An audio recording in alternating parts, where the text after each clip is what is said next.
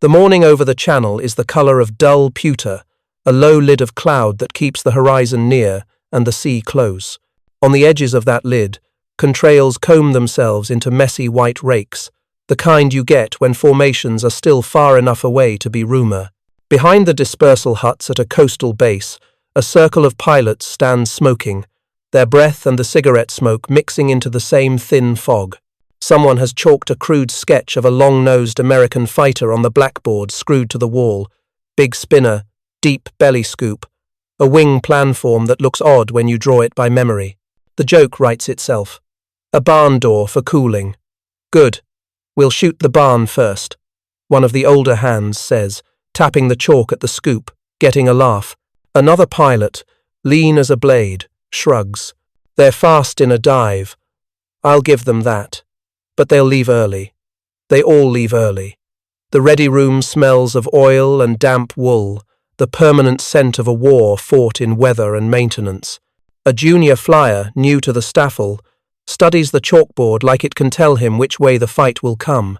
He's flown against P-47 seconds that lugged their weight like proud brawlers and P-38 seconds that climbed away like twin-engined ghosts.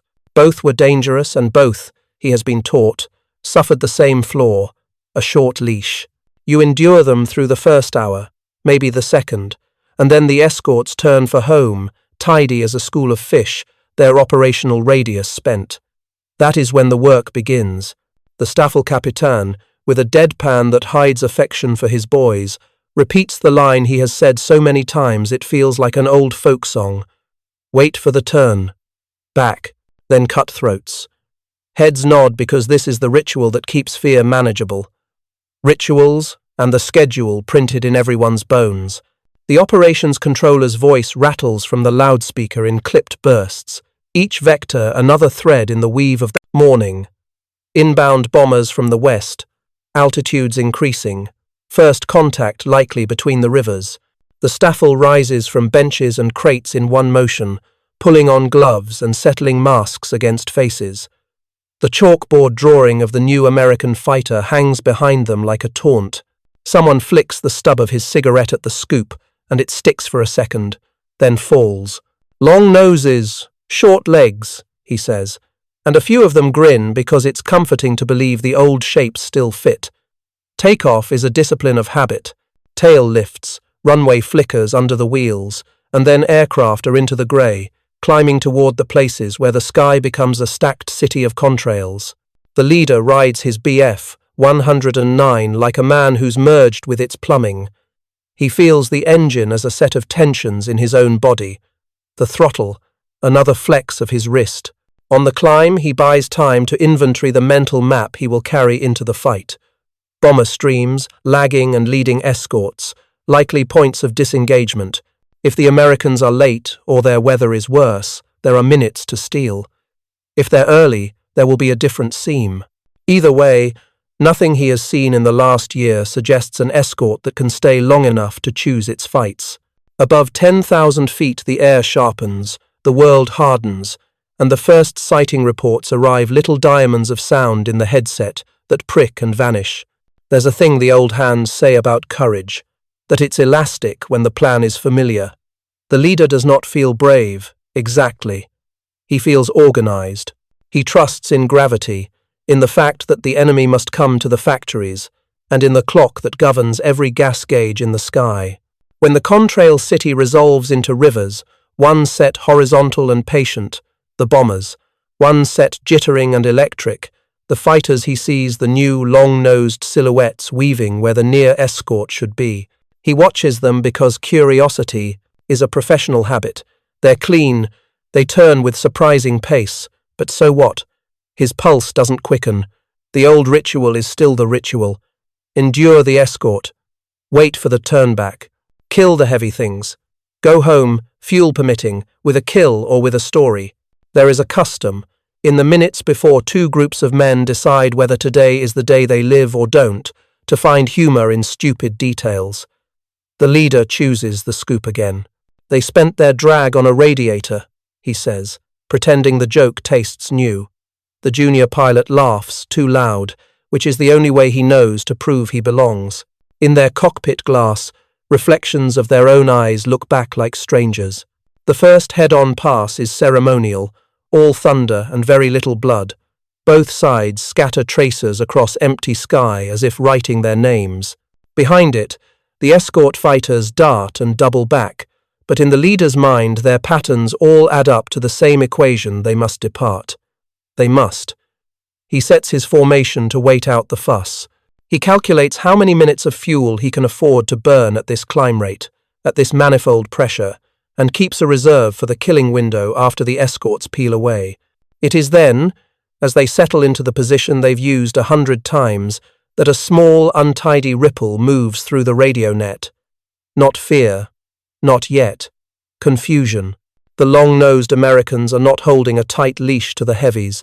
They're probing ahead, up along the lanes where German fighters assemble their attack runs. The leader frowns because it's an unhelpful provocation, something he can ignore until the schedule rescues him. He says nothing to his men because the job is to wait, not to chase. The ritual is the ritual. He will not be hurried. A minute sours. The escorts do not tidy themselves into a gentle orbit and turn. They linger. They hang on their drop tanks like men who do not mind being heavy because they know what the extra minutes are worth.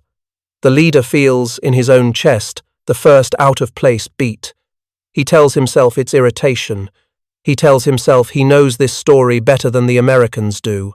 He tells himself a thing that had been true for a year will be true for one morning more. He slides his eyes across the horizon and finds the river of aluminum still coming, steady as the tide. The jokes from the dispersal hut feel far away, like laughter heard through a door you're now on the wrong side of. He does not yet know it, but something has run out. Not his fuel, not his luck, but the usefulness of an old schedule. He is about to discover that the enemy hasn't brought a faster knife. They've brought more minutes to the fight. The clock, his favorite ally, has changed sides. He will only understand this in pieces, in the way the next chapter disassembles his certainties and names the parts that fooled him. For now, the only sign is a small, stubborn fact. The escorts don't turn back. The story steps away from smoke and contrails and talks, calmly, about the machine. The P-51 didn't begin as a miracle. It began as a rush job. In 1940, with war spreading across maps like ink in water, a British purchasing commission asked for fighters faster than paperwork usually moves. North American aviation pitched a new design rather than a license-built old one, and in months, not years, wooden mock-ups became aluminum bones. The first Mustangs flew with Allison engines that breathed well at low altitudes, but lost their lungs high where the bombers would need companions. The airframe itself was promising clean lines, a wing with a laminar flow profile that reduced drag where air wanted to misbehave, and a belly that seemed to carry more than it should, but airframes are only bodies. They need the right heart. The heart arrived with a swap. Rolls-Royce and Packard had a V12 called the Merlin that kept its nerve high in thin air.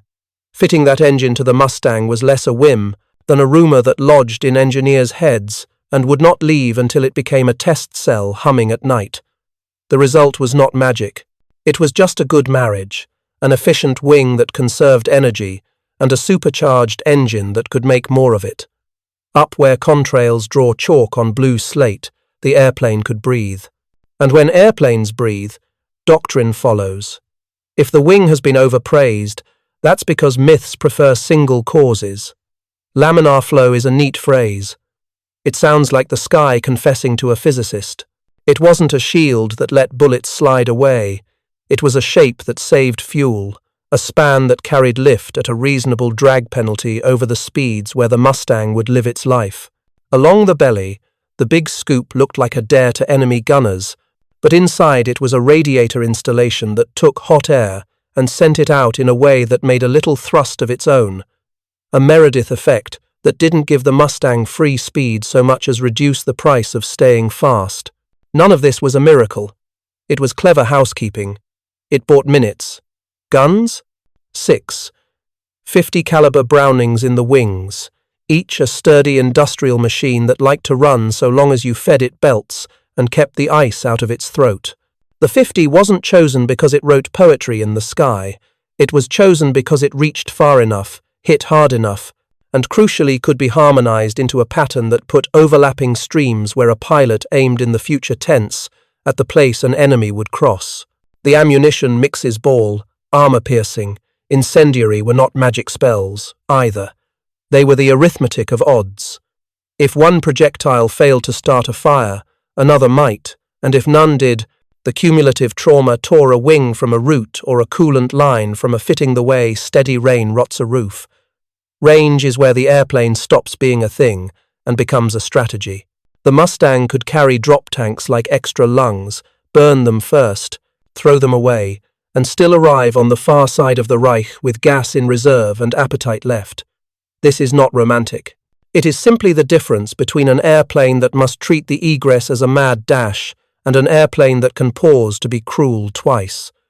Range didn't just extend the map, it stretched time inside each fight. Time is choice, and choice is pressure.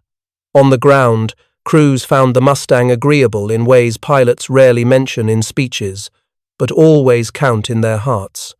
It started when you asked. It ran when it was supposed to. It didn't eat plugs like a fussy prima donna. Maintenance has a way of becoming morale. If you trust the machine before you strap it on, your mind has room for the work ahead. The Mustang earned that trust in hangars and on cold aprons from East Anglia to forward strips on the continent.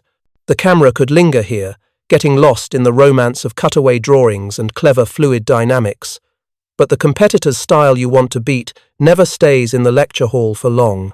It gives viewers a plain toolbox of terms: range, Merlin, laminar flow, drop tanks, 50 seconds, and returns to the map, to dates that tick like metronomes, to a timeline that tells people when to expect the next shock. So the story now puts pins on the calendar.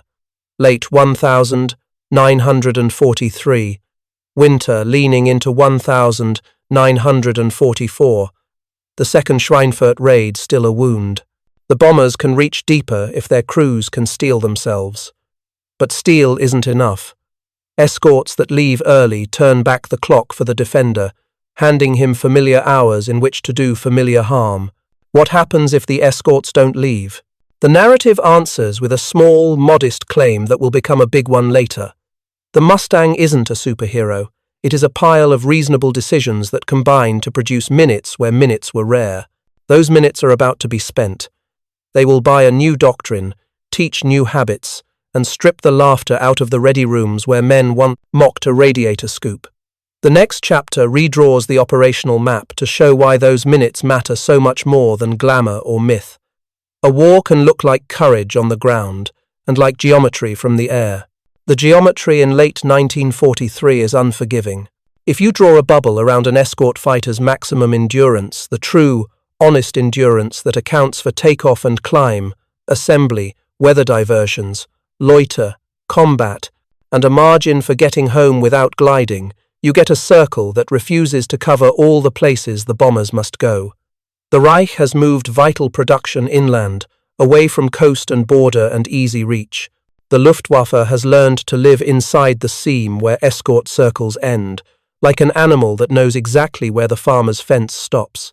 The bomber streams, layered and staggered, are more than theatre. They're a bet that mass and mutual support can make up for what precision and protection cannot. Their routes are tapered to hit factories that feed the war's nerves, ball bearings, aircraft frames, synthetic fuel, machine tools that make other machines.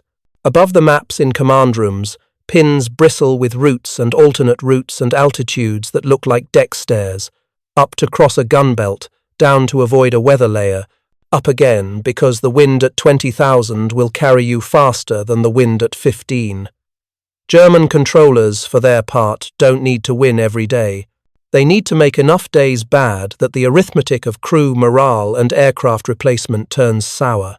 They set traps where the escorts will be thin, cycles of Gruppen slipping in to hit the bombers after the escort turnback point and before the egress meets the next cover. They don't think of it as cruelty. They think of it as engineering.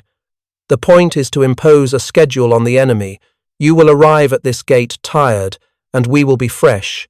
You will be shepherdless, and we will be wolves with a watch. What an escort can choose to do depends on fuel. If you have to guard the bombers tightly because you will soon lack the gas to rejoin them, then you are not an escort so much as a chiming clock. You announce your own departure to the enemy simply by existing. German formations form up just beyond the arc where you'll leave, and if you try to range out to break their assembly, you will either run dry early or arrive late to the heavy's hour of need. It's a cage with invisible bars made of gasoline and minutes and the enemy's experience. The Mustang, with Merlin lungs and extra fuel plumbed into hardpoints, arrives on this map like a man who can walk beyond the fence and still get home in time for supper. But machines don't change wars alone. They change the menu of choices men can make. The first thing commanders notice isn't that the P-51 flies faster or climbs better, though the airplane is no slouch at either. It's that it can afford to be somewhere that isn't directly above the bombers for longer. That somewhere is where German fighters do their own best work. The assembly lanes, the forward orbits where they take a breath before plunging into box formations, the return corridors, where they have learned to stalk limping stragglers. A fighter with time can exist in all those places and still meet the bombers on schedule. A fighter without time must pick one and pray. So the timeline turns, not on a single battle, but on the availability of minutes in mid-air. Late 1943 brings trial missions that feel like experiments. Take the new escort deeper, keep them fat on fuel longer with drop tanks, then tell them not to act like nervous bodyguards. Instead of orbiting the bombers like planets, they begin to act like comets, wide loops, fast transits, tails of intent that cross in front of the enemy's eyes. Yes, there are days when weather scrambles, the pattern and the old vulnerabilities show again. War is a stochastic thing. It tries to make liars of men who speak in certainties. But the trend settles into a shape that even cautious staff officers can see. Where range exists, interception plans fail more often. And when interception plans fail, German units expend fuel and nerve without buying enough dead bombers to justify the price. Commanders in both camps read their own dashboards. The Americans look at sortie survival, damaged aircraft recovery, and the grim ledgers of missing crews. The Germans look at fuel allocations cut thin by a strategic hand they cannot reach, at the average flight hours of replacement sliding down the graph, at the gaps appearing in wings where veteran leaders used to stand. Range presses every number. It lengthens the day for one side and stretches the night for the other. To an audience used to thumbnails that shout and headlines that swing for legend, this chapter asks for a simpler pleasure, understanding. If you see the air war as a map of circles and arcs and seams, the Mustang's significance becomes unromantic and therefore more convincing. It is not simply a better dogfighter appearing in the nick of time. It is a logistics solution flown fast. It erases a seam. It denies a schedule. It buys the next chapter, in which ideas catch up to machines and doctrine stops being a polite hope and becomes a plan. You cannot breathe new tactics into a short-winded fleet. You can into this one. And so, with the minutes purchased and banked, the story walks into a briefing room where the flight leads will be told quietly, without fanfare to stop being shepherds and start being hunters. The room where doctrine changes is not theatrical. It's a space with a chalkboard and a smell of pencil shavings and coffee gone to tar. Two maps are pinned side by side. The first is the old comfort, a bomber stream with escorts snugged close, each squadron assigned a tidy bracket as if defense were geometry. The second is untidy by comparison, a set of arcs ahead and off the sides, a forward screen that flows, like ink along likely assembly paths. "We are not ornaments," the group commander says. His tone is not dramatic. It is the tone of a man who knows he must retrain habits in pilots already good at staying alive. "We are not here to be seen above the bombers. We are here to keep the enemy from being himself." The first lesson is about wasting altitude on the wrong problems. The old instinct to sit on the bomber boxes like a barn roof feels safe because the thing you're protecting is visible beneath you. But visibility is not safety. Timing is. If German fighters are allowed to form their attack with calm, if they are permitted to arrive nose-on in a clean line, they will take their meat whether you are above the stream or not. The Mustang's range means squadrons can afford to run a lattice of see first, hit first missions beyond the boxes. Forward elements slide toward the rendezvous points where German units tend to gather. Lateral screens prowl along the flanks where latecomers try to sneak into formation. The aim is not to chase every dot. It is to break the enemy's day into fragments. Radio discipline follows. The channel that used to be crowded with escorts announcing positions relative to the bombers gets quieter, then smarter. Calls harden into brevity words that tell leadership where the hunt is working and where it isn't. Altitudes get staggered deliberately, not in clumsy stacks but in interleaved layers that make it hard for an enemy to pick a vertical lane unobserved. There's a change in the way fuel is thought about too. Instead of flying to a fixed turn-back point like a line carved in stone, leaders start to think of fuel as a budget to be spent where it hurts the enemy most. If a forward screen is breaking up an assembly, it's worth burning a few extra minutes there and trusting the range to let you rejoin the bombers later. Trust is everything in this pivot. Trust in the airplane's minutes. Trust in your wingman's judgment. Trust in the idea that empty space in the bomber's overhead doesn't automatically mean danger if the approaches are fouled. Young pilots, easily seduced by the thrill of a swirling merge, have to unlearn the urge to tangle in place. The briefing officer taps the map with a knuckle and says the line that will govern their season. Kill their plan, then kill them. It is not a call for reckless lunges. It is a demand that they learn to love the place before the fight as much as the fight itself. The men who mock this language in the mess hunters, shepherds, lattice screens find that it grows teeth as soon as they see what happens when a German Staffel, expecting to arrow in unmolested, discovers that the air ahead is suddenly full of Americans who are not tied to the bombers by a leash. You can hear doctrine change in the way people talk on the ground afterward. Debriefs, once obsessed with how close escorts stayed to the stream, begin to measure effectiveness by how few coherent enemy passes reached it. If the bombers can report that head-on attacks felt disorganized or that German fighters arrived piecemeal, the forward screens have done their work. Kill claims still matter, this is wartime, and scoreboard chalk draws its own gravity, but the most satisfied intelligence officer in the room is the one who writes disrupted assembly 3 times in one afternoon. This is not neat, and it is not instantly successful. There are days when weather unriddles the best plans, when low cloud hides the assembly until it's too late to spoil it, when a forward element overcommits and leaves a gap just as the bombers enter a belt of flak they can't climb through. Doctrine learns like a pilot learns, banged and buffeted, proud one week and chastened the next. But the scaffolding of the new idea holds because it sits on the minutes the Mustang can afford to spend. The range that fuel planners fought to wring from drop tanks and careful throttle settings buys the chance to make mistakes without paying with a box of B-17 seconds. By early 1944, the new rhythm begins to feel like a habit rather than a gamble. A mission opens with forward screens lighting the edges of German orbits, forcing leaders to declare themselves early and burning their reserves before they can polish an ideal attack. Mid-mission, lateral elements slip like knives along the flanks, cutting away latecomers and emergency climbers.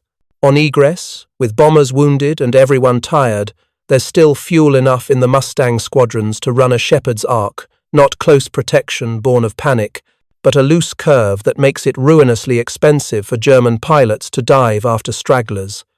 The enemy can still draw blood, because skill does not vanish when doctrine falters. But the texture of the day changes. The Luftwaffe's favourite fight becomes a rarer meal.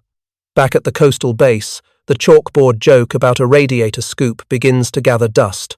The young pilot who laughed too hard at it now finds himself rehearsing fuel math with a seriousness that has nothing to do with fear and everything to do with agency. He discovers that fuel is not just survival, fuel is initiative. It is the right to choose whether to be cruel now or later, here or after the next cloud. He carries that knowledge into the cockpit and feels its weight settle into the wrist that rests on the throttle.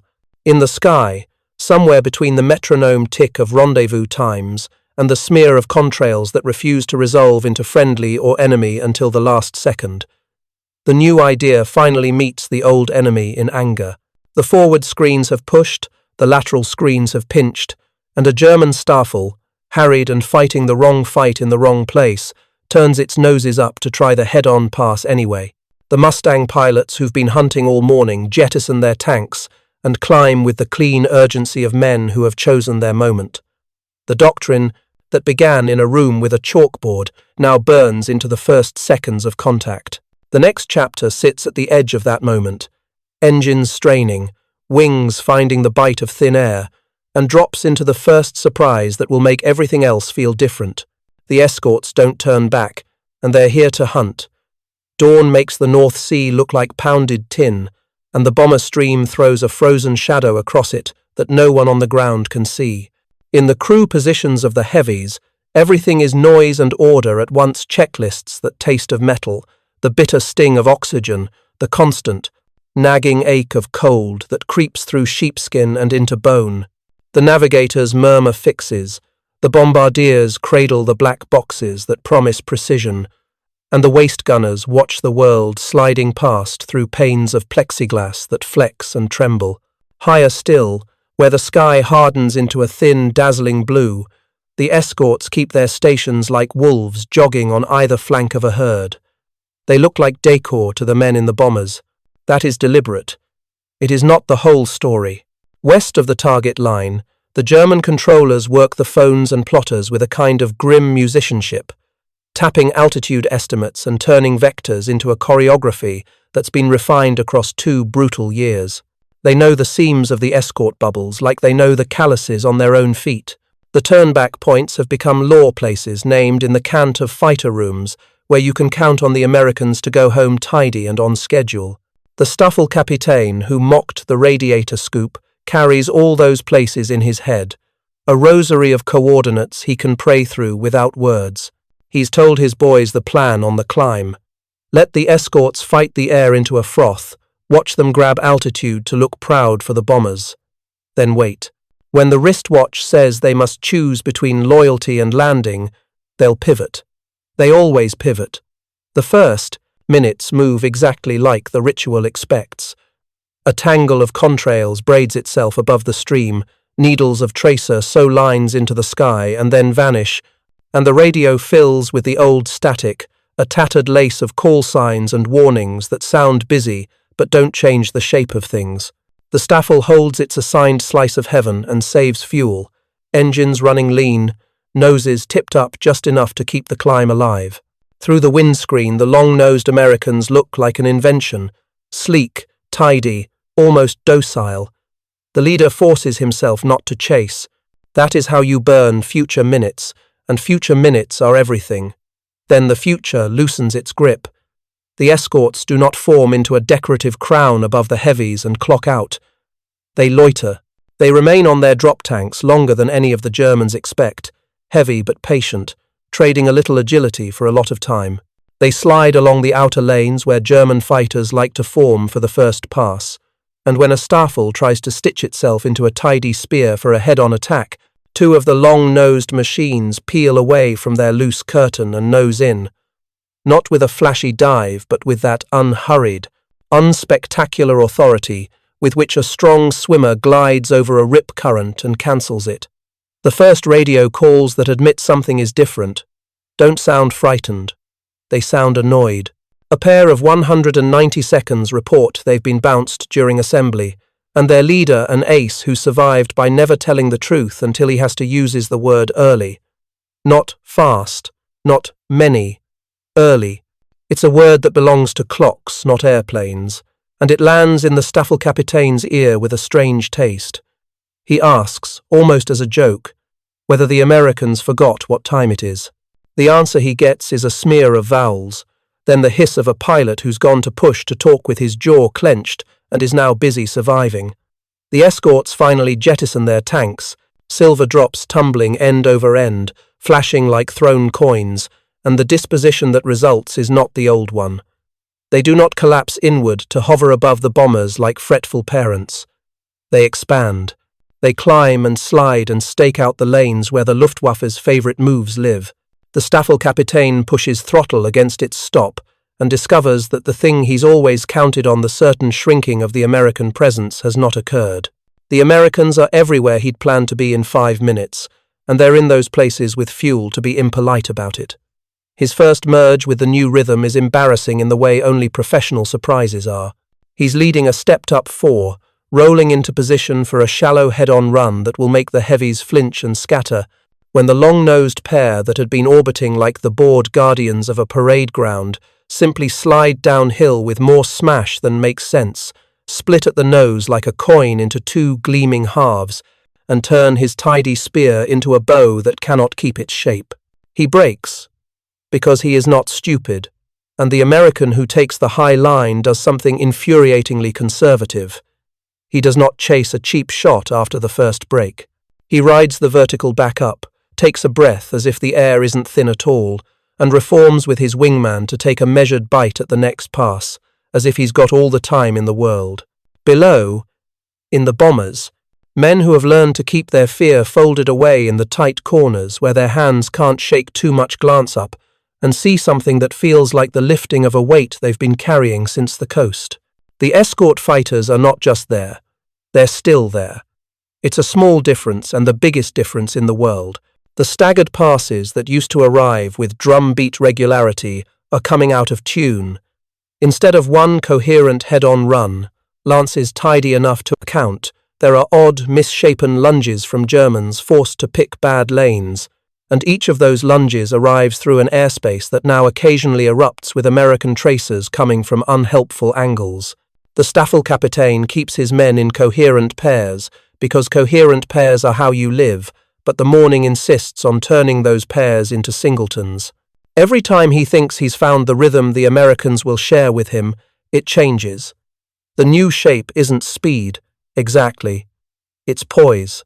They commit with clean energy, and then climb out with enough in their pockets to be fussy. He finds that more insulting than any vertical victory roll. It tells him something terrible in the oldest language of pilots. We can take our time aiming at you. On egress, where the old ritual gave German fighters a harvest, wounded bombers straggling, escorts racing home on fumes, the harvest fields look thin. The escorts who ranged ahead now drift back down the axes of return like shepherds with long crooks, not hugging their flock, not yanking them with panic, but swinging their presence across the paths where hunters would prefer to sprint. The radio on the German side grows profitless. Too many calls about angles spoiled. Too many corrections made in public. The Staffelkapitän gathers what he has left and points them home. He is not defeated in the parade ground sense. No one's singing over his wreck, but something that used to be guaranteed has evaporated. The escorts didn't turn back. The end of this chapter is a small, unpoetic image. His thumb and forefinger rub at his watch crown, a habit he acquired as a boy to make time move faster. It doesn't help. The camera leaves clocks and strategy and lives inside one fight long enough to teach why 6 heavy machine guns, correctly arranged and patiently used, can turn seconds into a sentence no pilot can appeal. A Mustang pilot with good discipline doesn't flail his triggers the way a frightened man does. He arrives at a shooting solution the way a carpenter settles a plane on wood, with pressure, with feel, with an awareness of how the tool behaves when it's happy. The wing bays hum at idle, 6 guns asleep behind dull covers, belts coiled like bright snakes in their trays, feed chutes forming the patient curves that armourers swear over in cold hangars, because any kink today is a jam tomorrow, and a jam is death written in greasy fingerprints. Before the shot, there's the geometry.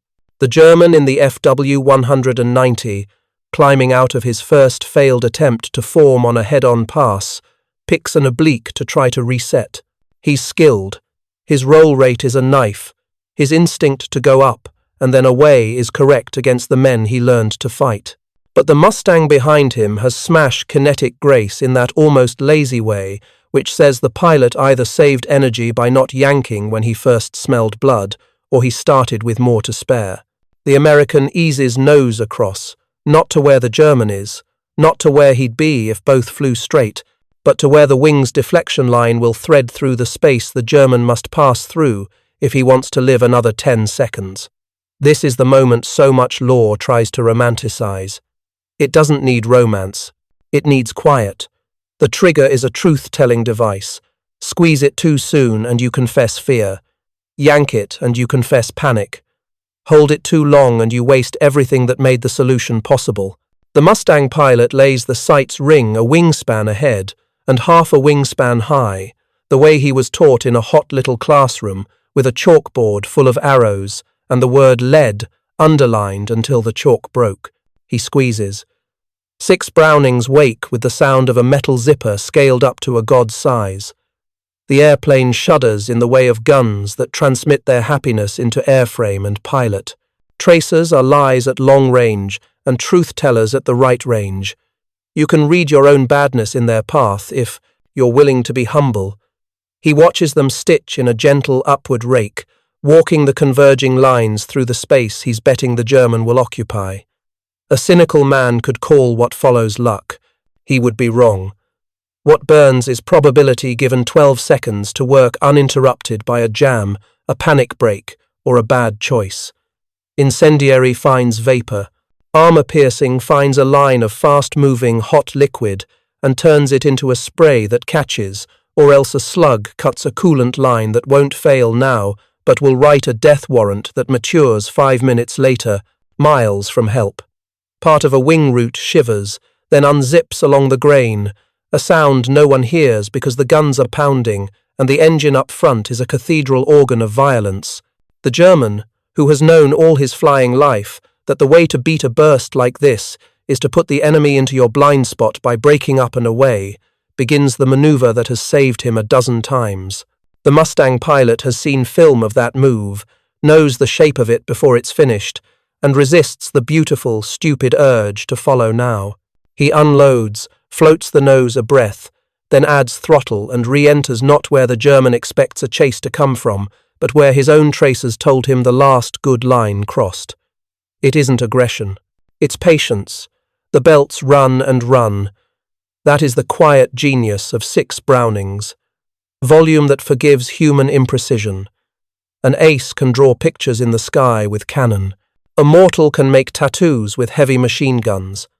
The American taps the trigger to keep the bursts in fat, disciplined packets. It is a rhythm you can teach in rooms with bad coffee. Down and left, a sheet of metal peels like bark. The prop bites the air the wrong way once, twice, and then goes to windmilling in that obstinate, murderous way props do when engines die fast. The German rides the failure with a steadiness he learned the hard way.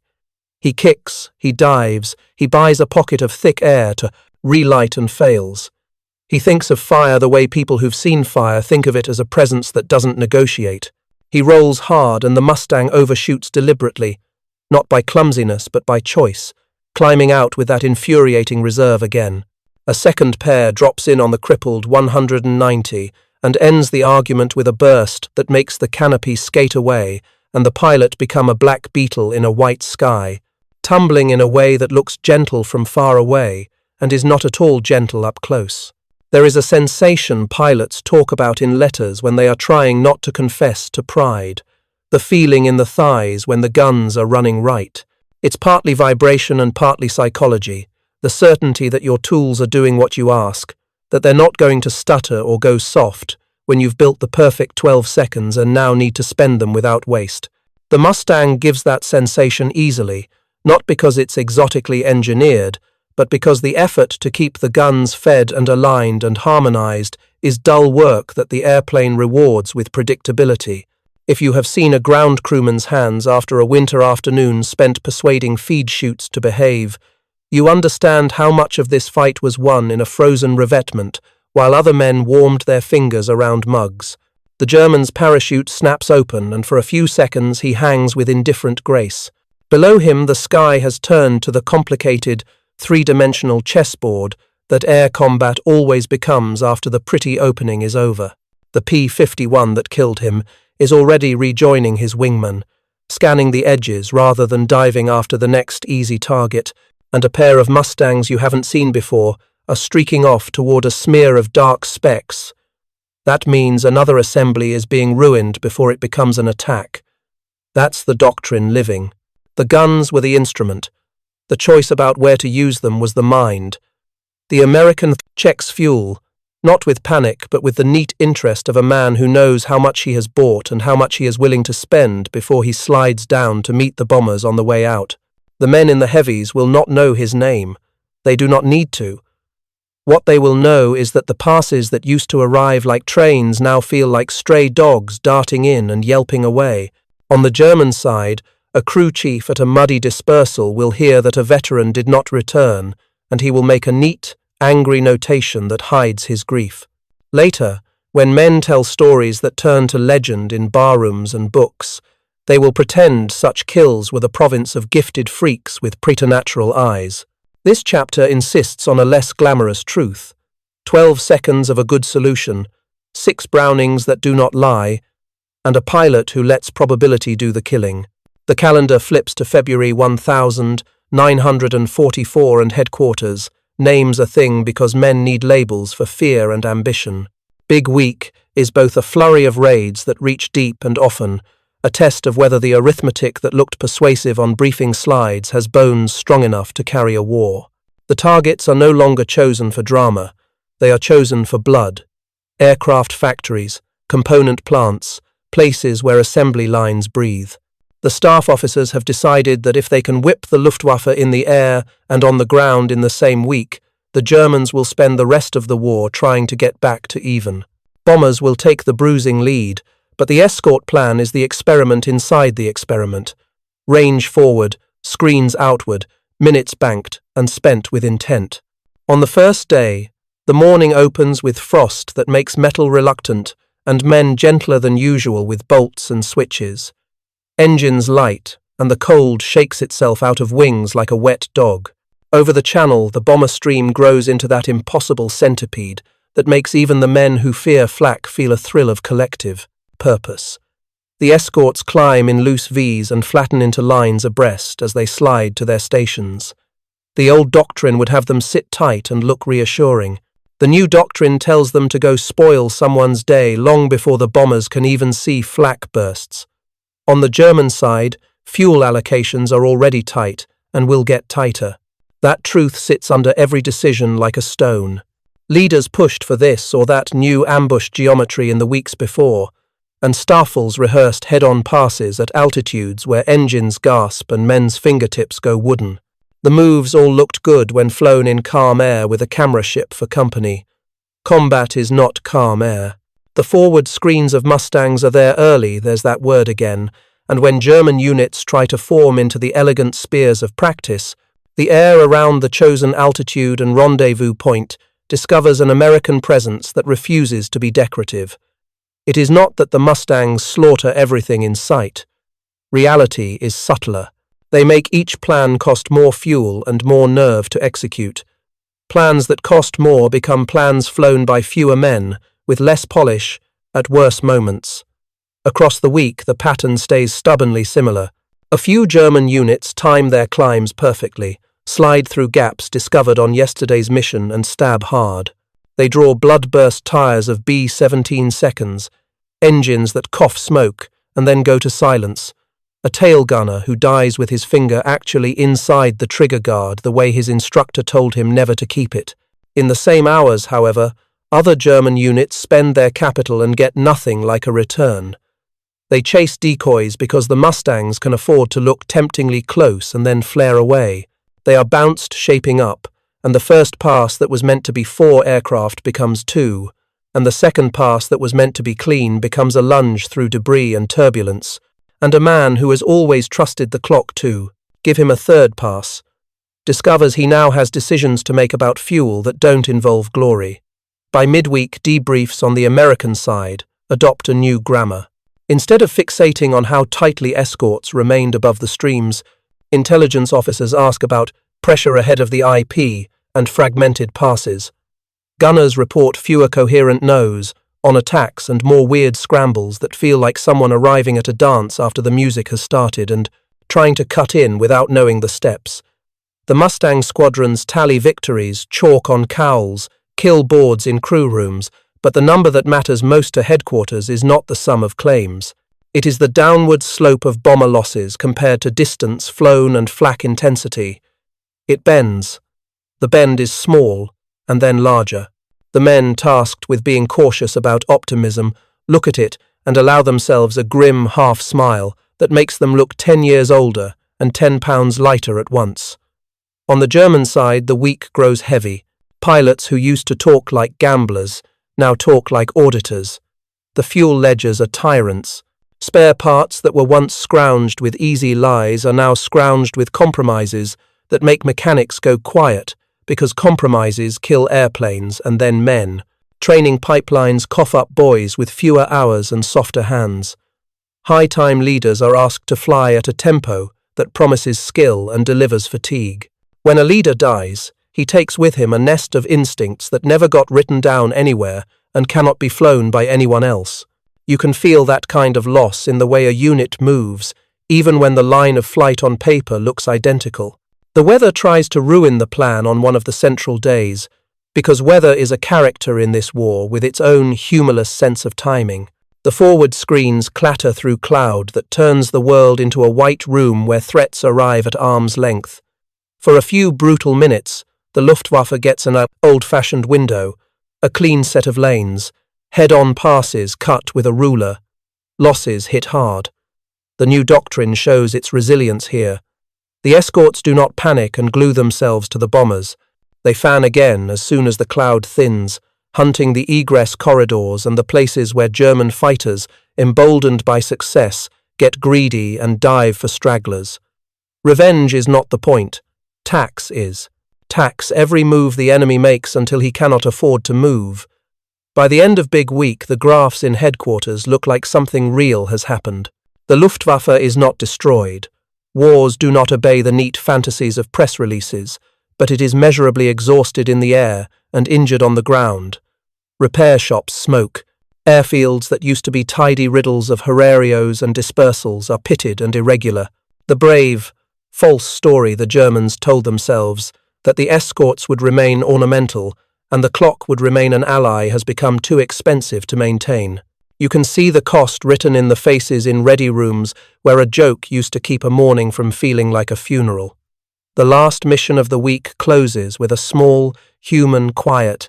A Mustang pilot lands, taxis, and kills his switches. The prop shakes to a stop and the world becomes muffled, almost private. He rests his forehead on the gun sight for a second, the way tired men do when they want the earth to pick them up and carry them for a few breaths. A crew chief climbs the wing, eyes his hands automatically for blood on metal, finds only oil, and allows himself to roll a shoulder to release a pain he's been ignoring. Somewhere, pencils scrape on paper as men turn days into data. The sky will be there tomorrow.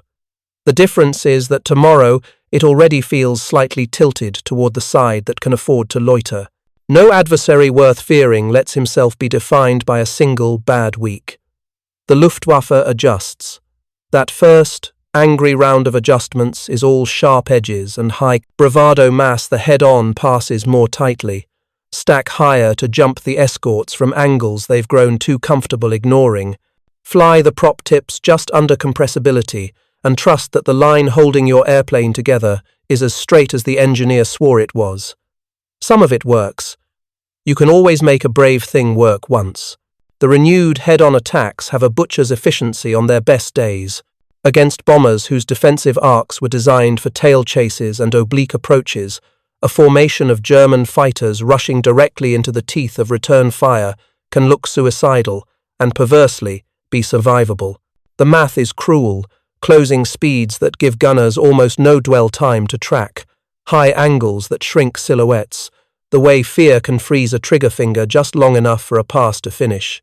When such a spear arrives perfectly, a bomber box shivers, sheds pieces, and then tries to swallow the fear that a hole in the formation always creates a vacancy into which enemies pour like water through a cracked dam. But the new American ranges and habits erode the perfection the head-on passes require. To mass for a nose attack at the right height, the Germans need time and calm space. Forward screens scratch at that serenity. A pair of Mustangs here, a singleton there, never enough to be called a furball, always enough to force a formation to roll when it wants to line, to climb when it wants to settle.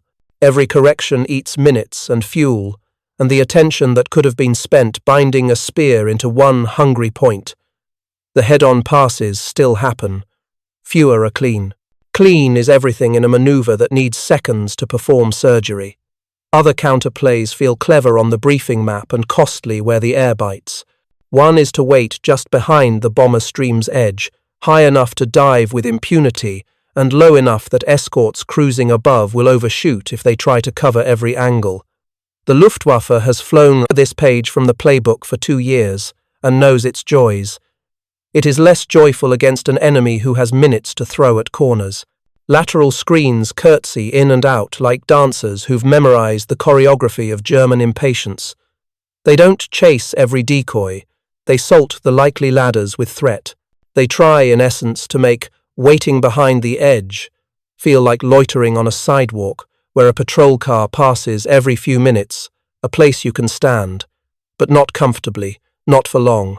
A third counterplay climbs to the oxygen-thin places where engines taste metal and men feel like voices speaking from far away in their own skulls. From up there, with the sun a white anvil and the world below a map, you can drop onto an escort line and unspool all the beautiful, dangerous energy you've husbanded in the climb. The Germans teach it to boys who still have the hands for it. They hit hard, and they hit once. Then they have choices to make.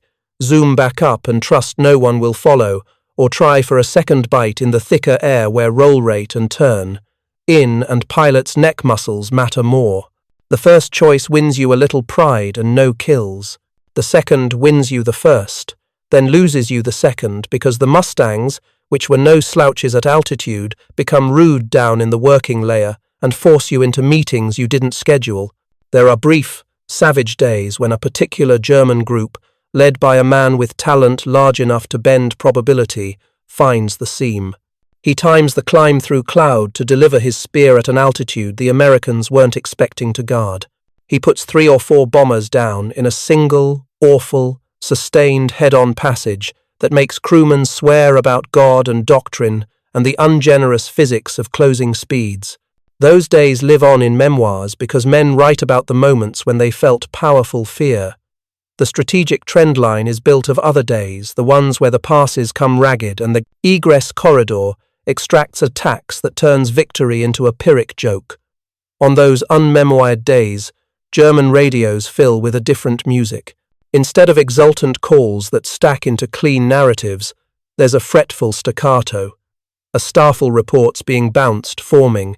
Another reports losing a leader to a dive after a straggler that turned into a climb with a Mustang already perched on the next ledge up. Escorts, once obliged by fuel to ignore the recovery of formations after their first great effort, now show up to the post-pass reassembly, like sober men arriving at the bar, just when drunks try to tell their best stories twice. The cost is cumulative and insulting. Ground reality pushes back on every brave adjustment. Fuel rations thin further as the Reich's strategic blood vessels constrict under bombing. Mechanics salvage parts from machines that will never fly again and wince when they bolt them onto airframes that will. A replacement pilot's logbook looks like a pamphlet. The empty chair in a ready room tells a story that kills a unit's appetite to try a tricky play one more time at the edge of the clock. Even the discipline that kept German units' coherent phrase when men are tired enough to invent private rituals, lucky gloves, lucky altitude, lucky way to climb where doctrine used to live. The Americans make mistakes too. They are not automatons. A forward element, overeager, chases a decoy too far and arrives late to a lateral pinch that loses shape without them. A section forgets that the point of the new doctrine is to ruin plans, not to tally personal scores, and darts after glittering kills that leave a quiet lane open. Those mistakes sting. The difference is what happens afterward. The minutes the Mustang grants make it possible to pay for an error now and earn back control later in the same sortie. A German mistake paid for in fuel or blood often cannot be repaid before the outer edge of the escort bubble used to arrive and grant mercy. That mercy has stopped coming. If you listen closely to how men on both sides speak by late spring, you can hear a tone change that charts all these currents without numbers. Germans talk about days when the Americans seem to be everywhere. Americans talk about days when the Luftwaffe seemed in a hurry. Hurry is a symptom. It means doctrine is being flown with a stopwatch at its throat. It means pilots are taking bites they would not choose if they believed someone would set the table again in 20 minutes. The counterplays aren't foolish. They're brave and sometimes brilliant. They just aren't sustainable against an enemy who arrives early, stays long, and leaves late enough to make the last bad decision of your day feel like a sin rather than a mistake. And yet, amid all this shift and grind, the sky retains its terrible, simple beauty. Contrails, scribe, calligraphy, no one will ever read. Brass glints in the sun and then falls to earth where children will one day find it in fields and wonder how something so small could once have made such noise. A single pilot, German or American, can still look over his shoulder in a break and see another man's canopy fill his universe and decide in that instant whether to be clever or honest, and whichever he chooses will help decide whether he sees a dawn that looks like pounded tin or one that looks like a promise. The war will continue to redact individual grace into trends, because that is what wars do. But the trend has a direction now, and it leans toward the side that learned to spend minutes like money and discovered that time, more than speed or myth, is the coin that buys victory. The field is quieter now. Mud clings to boots and seeps into the seams of leather where polish used to live. The chalkboard behind the dispersal hut still shows the long nose and the ridiculous scoop, but the chalk is smudged, as if someone tried to wipe the joke away and couldn't be bothered to finish. The Staffelkapitein stands in the doorway and counts helmets by habit, noting without looking like he's noting which ones sit on pegs without heads under them. He speaks in a voice trimmed down to its mechanics. Altitudes, rendezvous, the usual cautions against vanity. Across his words you can feel the grain of fatigue, like a table rubbed smooth by elbows that have leaned too long. Scramble sounds smaller than it used to. Engines that once leapt to life now cough first, as if the airplanes are negotiating. The young pilot who laughed too loudly at the chalkboard joke months ago clips his mask and discovers a private ritual he didn't know he had. 3 taps on the throttle with the side of his glove before he opens it. He is not superstitious, or so he would say. He is a man trying to give shape to luck. On climb out, the staffel folds itself into a familiar geometry, each pair a quiet promise to the other.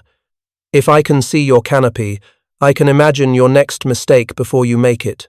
The morning is bright, the kind of day that lies about danger because everything looks clean. The bomber stream sprawls ahead, not majestic now but obstinate, like a river that has decided to ignore geography. The escorts sketch their loose screen with the self-possession of men who have minutes to spend. The young pilot forces his eyes to the far edges where teachers have always told him the real threats are born. He feels the weird, physical ache of expectation. Not fear exactly, but the sense that whatever goes wrong today will go wrong in a way he recognizes. He meets the Mustang over a glittering river that has forgotten the war for a moment and is only water reflecting Sunday. The merge is so ordinary it insults both of them. A crossing turn, a trade of altitude for angles, the arithmetic of 100 training flights. He breaks up and away because that's the book move and because, at the edge of habit, men choose the comfortable lie over the clever experiment. The American lets the first chance pass and takes the second, climbing into a place where the German's neck cannot bend and settling with the steadiness of a craftsman who is more interested in doing a job exactly than in finishing it quickly. The Mustang's nose hardly seems to move. The German feels heat on his shoulders before he hears it, feels the airplane become lighter in the wrong places, and knows he has entered the part of the story where decisions don't matter anymore. He dives to the deck, and the Mustang does not dive irrationally after him. It follows in that hateful, measured way that says the other man believes in gravity's patience. Trees whip past like scribbles. For 6 seconds, the German is brilliant. He knifes between 2 hedgerows, kicks a rudder that would have tied a lesser pilot's hands into knots, buys a breath with a filthy negative G unload that makes his eyes go to snow. The Mustang is still there. He is not outflown so much as outlasted. He feels, stupidly, a species of betrayal that has nothing to do with honor and everything to do with clocks. The escorts were supposed to leave. When the burst comes, it is short and vulgar, a punctuation mark that does not pretend to be a sentence. Something punches his right wing where it meets the fuselage. The airplane staggers. The prop goes coarse, and in the new silence he hears a rattle inside the cowling that sounds like a handful of nails in a pan. He gets the canopy back with hands that have suddenly grown big and clumsy, sees the world as strips green, silver, blue, and steps into it. The parachute opens, a hard, intimate violence. Hanging there, he looks down on the battle he is leaving, and notices how untidy it is compared to the stories they used to tell over soup. He turns and sees the Mustang climb out again, not triumphing, not gloating, just rejoining in a neat, workmanlike arc. Work. That is the word he hates most. The enemy has made slaughter feel like work. Back at the field. Hours later, the chalkboard sketch has been erased. Not carefully, not ceremonially, just smeared away by a sleeve. In the mess, men talk in the low register you normally hear at funerals. No one says the word range, because the mechanics of their own pain feel insulting as words. They talk about fuel, about how the escorts seem to be waiting at places where no one reasonable would waste time. The Staffelkapitein pours coffee that tastes like boiled nails and says, without looking up, "Tomorrow we go higher early. It is not a plan so much as a refusal. The joke is gone. The sky has stopped laughing back." It is tempting to tell this story as a chorus of absolutes. The Mustang arrived, the war turned, the end was written. That makes for clean thumbnails and loud titles, but it does a poor job of respecting the men who bled under complicated weather. The real curve is made of small truths that fit together without needing to shout. The Mustang did not win alone. Flak slaughtered crews in whole families, weather courted and betrayed. German pilots, even tired and rationed, cut days out of American lives with a skill that would be called artistry if it belonged to anything but killing. The airplane changed a rhythm. Doctrine taught that rhythm to dance. Production and training and fuel wrote the tempo. That is less mythic and more persuasive. Another noise you hear in the public version of this war is about weapons as talismans. 50 seconds become a symbol, a fetish. In truth, the Browning was just a dependable partner for a pilot who had earned a shooting window by thinking clean thoughts about geometry and patience. Given a good deflection picture and a few intact seconds, many guns will do. Given panic, none will. The Mustang's guns mattered because the airplane and doctrine conspired to give average pilots more average chances to make above-average shots. That sounds like faint praise until you think about how wars are actually won by the middle of the bell curve, applying pressure exactly where it hurts most, over and over, until elite moments are no longer required. It is also fashionable, in certain arguments, to collapse German defeat into a caricature of incompetence. That is dishonest.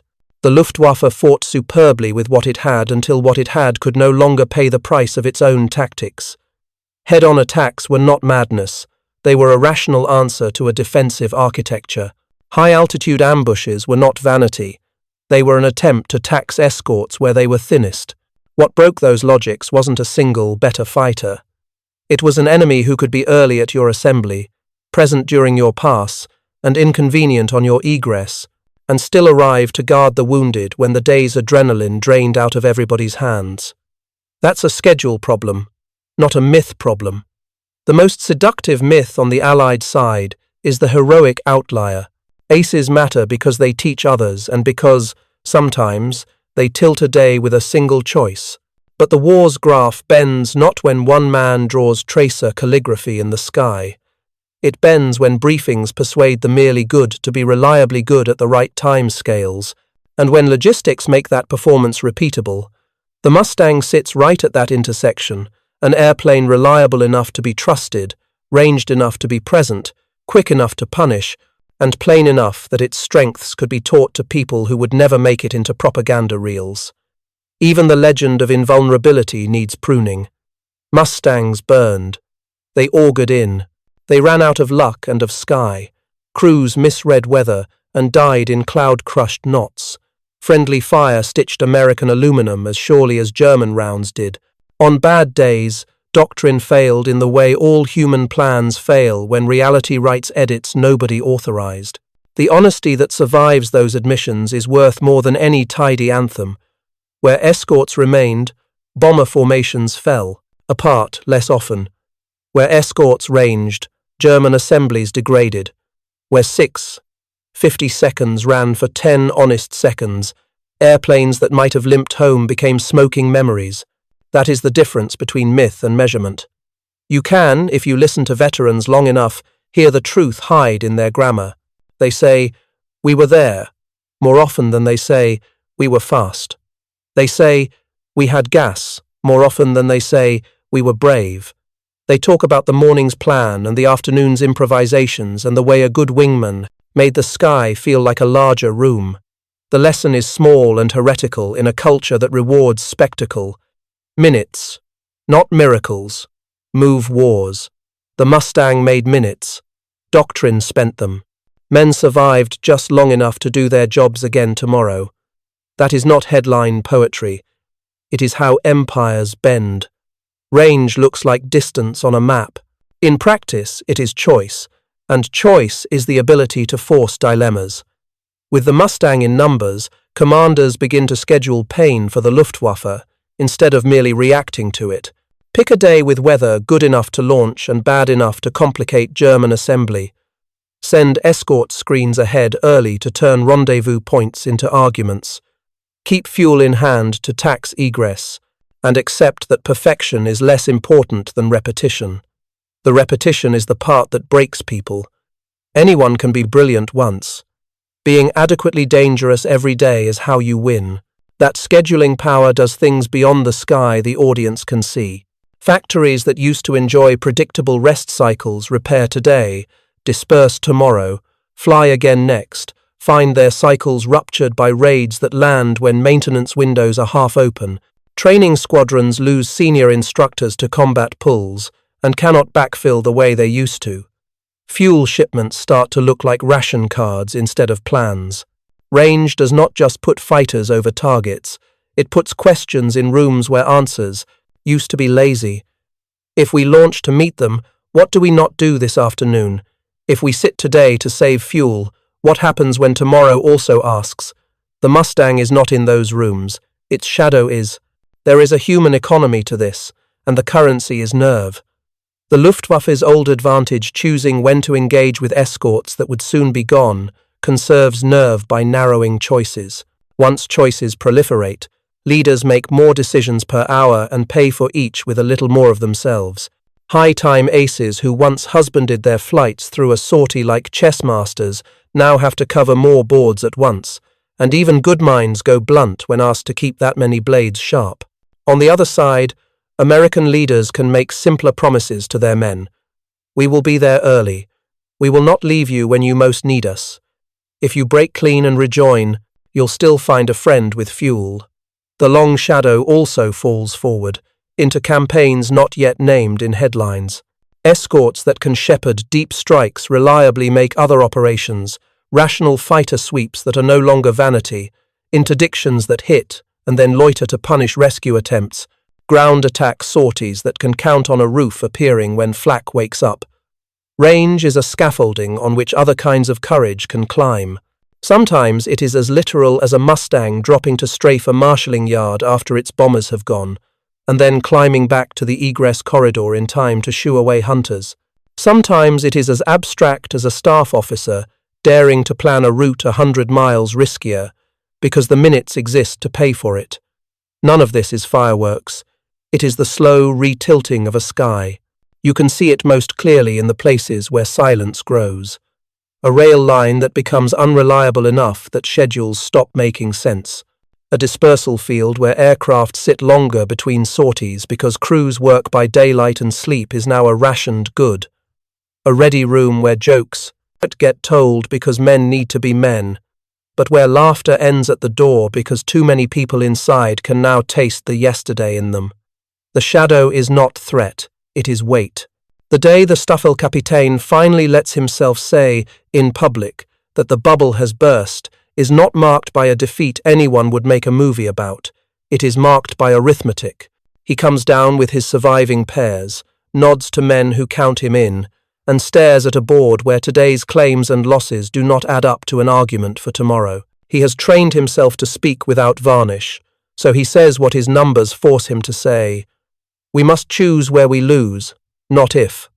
That sentence is the shape of range pressed into a man's chest. He does not quit. He merely runs out of ways to pretend the sky will be generous again. The story closes not with a chart but with a sound. In the Mustang's cockpit, the trigger lives under a finger that has learned the weight of patience. When it moves, 6 Brownings wake in a braided clatter that is more felt than heard. A percussion in the thighs and the ribs. A rhythm ground crews can identify from 50 yards away with their eyes shut. Brass skips along a wing route, spins into the slipstream, and falls like metallic rain on fields that will, in softer years, grow food again, as if none of this happened. The smell cordite and hot oil marks a man more stubbornly than glory does. It gets into leather and into memory, and will still be there when uniforms are costumes and museums are quiet. The last pilot from the day the laughter died survives this time. He drags a wounded airplane down through a layer of weather that snatches at his wingtips and punches out over a field so ordinary it feels like an insult. The landing is less a touchdown than an agreement between momentum and luck. He tumbles from the cockpit with the stiff grace of a man whose body hasn't yet decided which pains to admit. He stands there, helmet off, hair matted into, ridges, and listens to the sky continue without him, the way a river keeps talking after you climb onto the bank. Across the channel, a Mustang taxis in. The pilot kills switches and the prop stutters to stillness. The sudden quiet like a room after a door shuts. He sits with his hand still curled around the stick because unclenching would mean admitting how hard he clenched. A crew chief appears with the practiced invisibility of men who live in the margins of other men's stories, runs a palm along a gun panel, and grins at the warmth there hot enough to sting, the right kind of hot. They say little. The language of a good day is economy. 2 short compliments, a nod toward a hole in a wing where a line of tracers came too close, a promise to change a feed chute that looked grumpy. If you need a moral, it isn't the one slogans trade in. The Mustang did not save the world. Men did, by turning a set of sensible engineering choices into a habit of arriving early, staying long, and accepting that 12 honest seconds of a good solution were better than 1 dishonest second of bravado. The 50 seconds made a sound that audiences remember because it's cinematic. The deeper memory, the one that alters the shape of a war, is quieter. The tick of fuel burned wisely, the click of a radio used sparingly, the scuff of boots in a briefing room where someone points at a map and says, "We will be here before they are ready, and we will still be here when they are tired." The German who mocked the scoop will live long enough to ride a bicycle on roads that no longer quake to the passing of bombers. He will hear an engine note in a summer sky and look up, flinching for no reason he can explain. The American who learned to love 12 seconds will die, an old man, baffled that his grandchildren associate his war with paint schemes and air shows. Both will be correct and incomplete. History trims experience into stories it can carry, and stories trim themselves further into phrases. The one that survives this story, if any phrase can, is simple. Range plus doctrine plus reliable guns. Repeated. That is not poetry. It is victory. And the sound that belongs to it, 6 Brownings in tune, is just an instrument playing time.